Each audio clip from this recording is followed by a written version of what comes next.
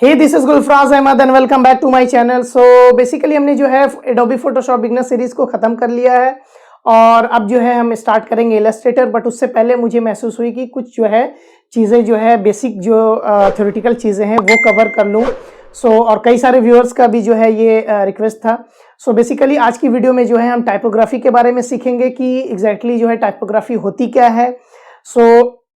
इसके dos and don'ts दोनों जो है हम देखेंगे आगे वीडियो में। बट उससे पहले मैं आसान से लैंग्वेज में आपको जो है समझा पाऊँ कि बेसिकली जो है टाइपोग्राफी वो चीज़ें हैं जो कि किसी भी ग्राफिक डिज़ाइन में जो फॉन्ट यूज़ होती है या जो आप टाइप करते हो, फॉर एग्जांपल एक सेंटेंस हो गया या फिर कोई पैराग्राफ हो गया या कोई एक सिंगल वर्ड हो गया, वो चीज़ें जो आप टाइप करते हो उसके बाद जो एक लुक एंड फील देती है डिज़ाइन में, उसको बेसिकली हम जो है टाइपोग्राफी कहते हैं।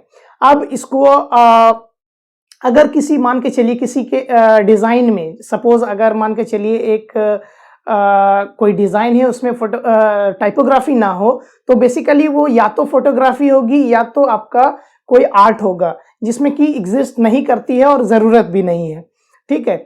बट जब हम ग्राफिक डिज़ाइन की बात करते हैं, कोई डिज़ाइन, कोई बैनर, कोई पोस्टर या कोई लोगोज बनाते हैं, तो वहाँ पे टाइपोग्राफी बहुत ही अहम रोल अदा करती है।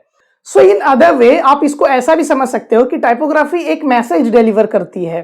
फॉर एग्जांपल कोई भी आप जो है एक हेडिंग दिए या फिर एक जो है कोई भी एक जो है पैराग्राफ बनाया, तो काइंड ऑफ उसमें एक मैसेज है, ठीक है। अब वहाँ पे क्या है कि अगर आप उस मैसेज को जितना रीडेबल बनाओगे, यानी कि जितना पढ़ने लायक बनाओगे, उतना ज़्यादा जो है व्यूअर को जो है आसानी होती है और आपका जो मैसेज है जो आप एग्जैक्टली जो है डिज़ाइन के ज़रिए जो है आप डिलीवर करना चाहते हो, वो आपका जो है कंप्लीट हो जाती है।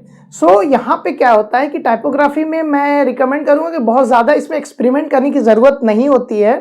कुछ कॉमन चीज़ें हैं जो उसको जो है कुछ इसके जो है रूल्स हैं उसको जो है हमें फॉलो करना चाहिए। बेसिकली इसी चीज़ को जो है हम आगे वीडियो में जो है देखेंगे। अब हम अगर फ़ॉन्ट की बात करें तो यहाँ पे बेसिकली दो तरीके का जो है फ़ॉन्ट हम यूज़ करते हैं। एक होता है सेरिफ फ़ॉन्ट, एक होता है सैन सेरिफ फ़ॉन्ट। अब ये दोनों चीज़ क्या होती है?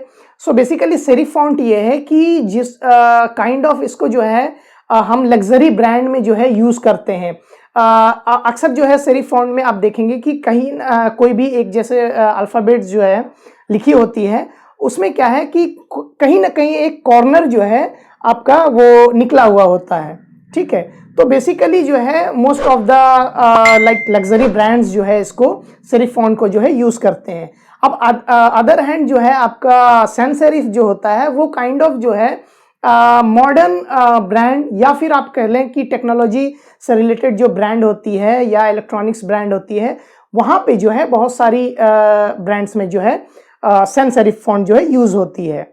तो अब हम बात कर लेते हैं फ़ॉन्ट और फ़ॉन्ट फैमिली। अक्सर आपने सुना होगा कि एक फ़ॉन्ट है, एक फ़ॉन्ट फैमिली है, तो दोनों में डिफरेंस क्या है?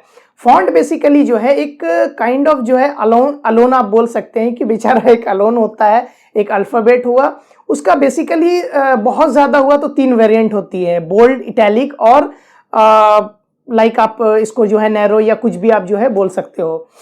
बेसिकली इसमें बहुत ज़्यादा जो है ऑप्शंस नहीं होती है। लेकिन अगर आप फ़ॉन्ट फैमिली की बात करो तो फ़ॉन्ट फैमिली क्या है, एक कंबाइन एक फैमिली की तरह होती है। जस्ट आप एक एग्जांपल मैं आपको बता दूं कि एरियल एक जो है फ़ॉन्ट का नाम है, उसकी एक फैमिली है। अब उस फैमिली में आपको थिन, आपको जो है बोल्ड, आपका इटैलिक, आपका एक्स्ट्रा बोल्ड, ब्लैक, ये सारी जो है कैटेगरीज जो है उसमें एग्जिस्ट करती है। बेसिकली ये काइंड ऑफ जो सबका मिक्सचर है वो एक फैमिली की तरह जो है वर्क करती है। अब एक आसान से लैंग्वेज में मैं आपको समझा पाऊँ, हम सभी की एक फैमिली होती है और हर एक फैमिली में जो है कोई मोटा हुआ, कोई पतला हुआ, कोई एवरेज है, तो इस तरीके का जो है हम इसको जो है समझ सकते हैं।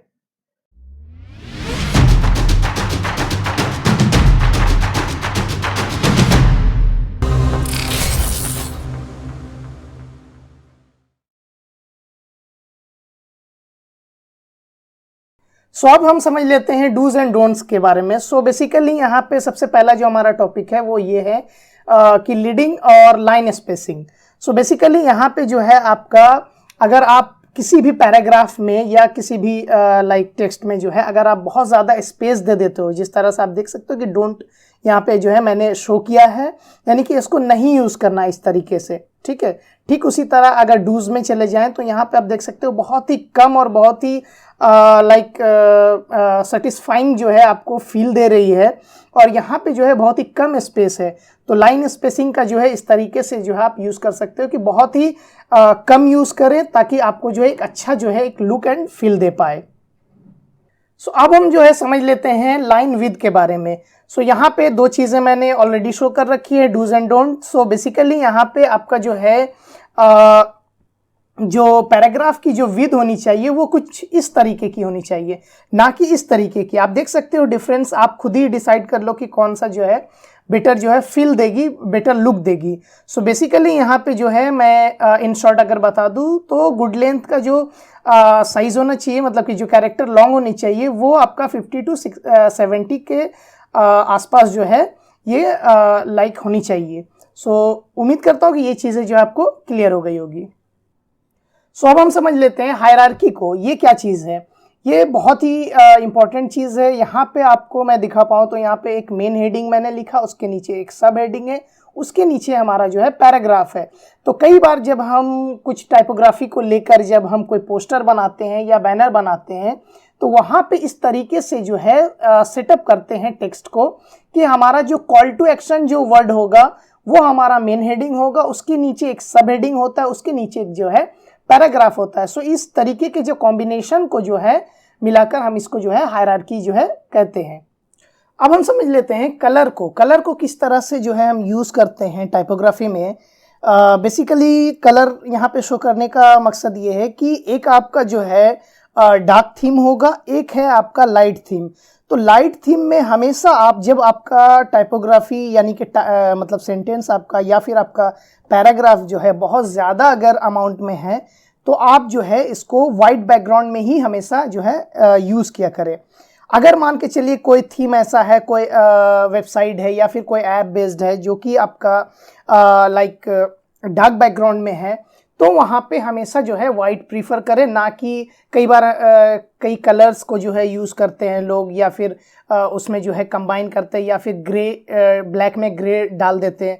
तो ये चीज़ें ना करें, हमेशा ब्लैक है अगर आपका बैकग्राउंड तो इसको वाइट में करें, अगर वाइट है तो ब्लैक में करें, तो ये ज़्यादा जो है रीडेबल होती है। सो अब हम बात कर लेते हैं अलाइनमेंट के बारे में। यहाँ पे क्या है, अक्सर लोग जो है बहुत गलतियाँ करते हैं, बिगनर जो होते हैं स्पेशली। सो बेसिकली यहाँ पे आपका जो है देखिए, यहाँ पे दो चीज़ें मैंने दो पैराग्राफ यहाँ पे शो की हैं। उसके बाद यहाँ पे आप देखें तो ये एक काइंड ऑफ सेंटर अलाइनमेंट है और यहाँ पे एक जो है आपका लेफ्ट अलाइनमेंट है। तो बेसिकली यहाँ पे ये बहुत ही मायने रखती है कि जब आप कोई लाइक प्रोफेशनल चीज़ें बना रहे हो तो या पोस्टर हो या बैनर हो, तो यहाँ पे क्या है कि इस तरीके का जो सेंटर अलाइनमेंट है ये बहुत ही लाइक बेकार जो है लाइक शो होती है। लेकिन अगर आप इसको इस तरीके से अगर यूज़ करते हो, लेफ़्ट से हो या फिर आप राइट से अगर इसको करते हो अलाइनमेंट, तो ये बहुत ही जो है अच्छी जो है लाइक आपकी जो है लुक एंड फील देती है। सो मेरे ख्याल से ये चीज़ें जो है ये भी आपको क्लियर हो गई होगी अलाइनमेंट की। अब हम बात कर लेते हैं स्ट्रोक के बारे में। सो बेसिकली कई बार जो है बिगनर्स जो होते हैं वो इस तरीके का जो है स्ट्रोक जो है किसी भी टेक्स्ट को जो है हाईलाइट करने में यूज़ करते हैं। मैं रिकमेंड करूँगा आप कभी मत यूज़ करो। तो यहाँ पे मैंने दो चीज़ें शो की है, एक डोंट एक डूज। सो बेसिकली यहाँ पे आपको कभी भी स्ट्रोक यूज़ नहीं करना है, ये आपके डिज़ाइन को जो है बहुत ही जो है यूज़लेस बना देता है, कोई भी इसका लाइक इतना लुक एंड फील नहीं देता है। और यहाँ पे आप हमेशा जो है नॉन स्ट्रोक यूज़ करो, मतलब कि आपको स्ट्रोक यूज़ नहीं करना है, स्पेशली जब आप कोई प्रोफेशनल चीज़ें जो है बनाते हो। तो अब हम बात कर लेते हैं टेक्स्ट शैडो के बारे में। अक्सर जो है जो बिगनर्स होते हैं वो कुछ इस तरीके का जो है शैडो जो है यूज़ करते हैं, जो कि ड्रॉप शैडो होती है, वो टेक्स्ट के लाइक बिहाइंड जो है यूज़ करते हैं, जो कि बहुत ही बेकार जो है आपके डिज़ाइन को बना देती है। ठीक उसी तरह यहाँ पे अगर आप देखें कि बिना शैडो के कौन सा ज़्यादा आपको जो है ज़्यादा रीडेबल और ज़्यादा आँखों पे जो है लाइक ज़्यादा अच्छा फील हो रहा है, ये चीज़ें आप खुद ही जो है डिसाइड कर सकते हो कि आपको क्या बेटर लग रही है। ठीक है, तो मेरे मैं रिकमेंड करूँगा कि कभी भी जो है इस तरीके का जो है टेक्स्ट शैडो जो है नहीं यूज़ करें टेक्स्ट के ऊपर। सो ये आपके डिज़ाइन को जो है बहुत ही बेकार जो है बना देती है। सो पहले मैंने समझाया था लाइन स्पेसिंग, अभी हम समझ लेते हैं letter spacing. So basically letter spacing ये है कि पर लेटर यानी कि एक एक जो अल्फ़ाबेट आपका है उसके बीच का जो स्पेसिंग है वो किस तरीके से हम यूज़ कर सकते हैं। जैसे आपके सामने एक जो है स्क्रीन के ऊपर जो दो डोंट एंड डूज़ है, यहाँ पे आपको आप देख सकते हैं कि यहाँ पे डूज़ में मैंने ये किया है कि जो चैनल का नाम है हमारा क्रिएटिव कॉप, ये हमने लिखा और इसके बाद एक पैराग्राफ है। तो इस तरीके से जो है ये स्पेसिंग जो है कवर कर रही है। दूसरी तरफ अगर आप इस तरीके से अगर आप देते हो कहीं पे, अगर आप कोई पोस्टर बनाते हो या बैनर बनाते हो, कहीं पे भी कोई डिज़ाइन करते हो, तो इस तरीके का अगर आप स्पेसिंग देते हो तो आपका जो है वो डिज़ाइन को जो है वो ख़राब कर देती है। तो इस तरीके से जो है आप यूज़ ना करें कभी। हाँ, कहीं कहीं पे अगर मान के चलिए जैसे कि लोगो अगर आप क्रिएट कर रहे हो तो इस तरीके का टैगलाइन में हम जो है कवर करने के लिए जो है लेटर स्पेसिंग का यूज़ करते हैं। सो अब हम समझ लेते हैं हमारा आज का लास्ट जो है टॉपिक। सो बेसिकली यहाँ पे जो है आपका स्ट्रेच के ऊपर है कि कई बार जो है जो बिगनर्स होते हैं वो कुछ इस तरीके से जो है फ़ॉन्ट को जो है स्ट्रेच कर देते हैं, या आपका वर्टिकल बोलिए या फिर आपका जो है हॉरिजॉन्टल बोलिए, ये इस तरीके से जो है ये कर देते हैं। तो कभी भी ये गलती ना करें, ये आपके डिज़ाइन को जो है बहुत ही बेकार और वाहियात जो है बना देती है। हमेशा जिस तरीके का जो फ़ॉन्ट होता है, जैसे यहाँ पे मैं जो है एरियल यूज़ कर रहा हूँ, सो यहाँ पे जिस तरीके का फ़ॉन्ट है, जैसे एरियल ब्लैक है ये, तो उसी तरीके का उसको रखिए। आप उसको जो है बड़ा छोटा कर सकते हैं अपने अकॉर्डिंग, जैसे मैंने हायरार्की जो है बताया था उस तरीके से जो है आप शो कर सकते हो।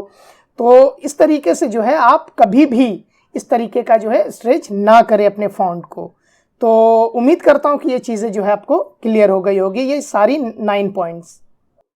सो उम्मीद करता हूँ कि ये कॉन्सेप्ट जो है टाइपोग्राफी की आपकी जो है पूरी क्लियर हो गई होगी कॉन्सेप्ट, और इसके जो है डूज एंड डोंट्स सारी चीज़ें जो है मैंने कवर कर ली है। सो उम्मीद करता हूँ कि सारी चीज़ें जो है ये क्लियर हो गई होगी। सो इस वीडियो को जो है मैं यहीं पर रैप अप करता हूँ, और नेक्स्ट वीडियो में जो है हम आपसे फिर मिलेंगे एक नई जो है टॉपिक के ऊपर।